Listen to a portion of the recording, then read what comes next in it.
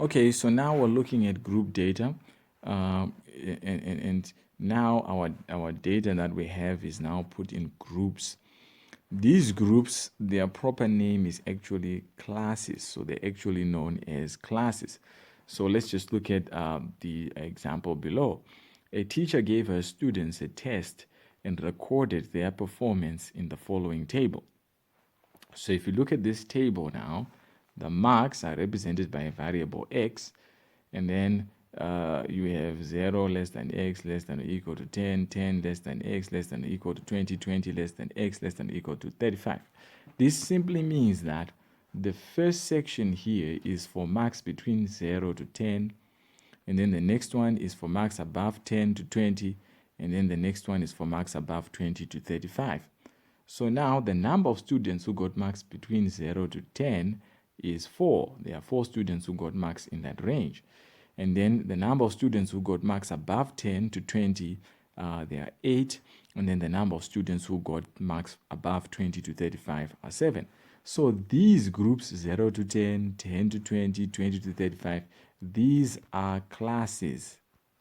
These are classes. These groups are what we call classes. Now, when it comes to classes, there are two things we can do, right? We can calculate what is known as class width. Okay, so this here is an example of a class. We took the first class, right? For the first class here, which was 0 to 10, right, we can calculate class width. We can also calculate what is known as class center.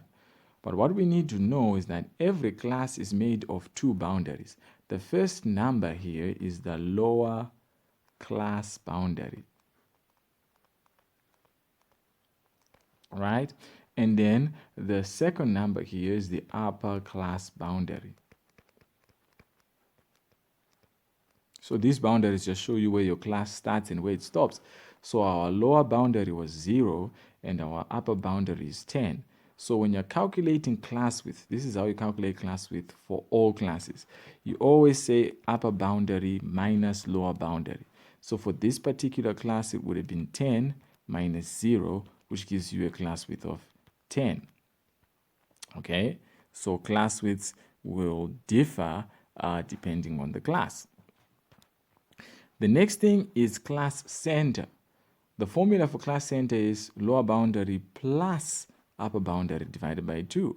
In other words, you're just looking at the number which is halfway between the lower boundary and the upper boundary. That's what you're doing. So for our class here, 0 to 10, our lower boundary is 0. Our upper boundary is 10. And then if I divide by 2, 0 plus 10 divided by 2, you get 10 over 2, which gives you 5. So 5 is our class center for this class, right? It means 5 is halfway between 0 and 10. So you need to understand that the groups in these tables are called classes, and for each class you can calculate class width and class center. Class width is upper boundary minus lower boundary. Class center is lower boundary plus upper boundary divided by 2.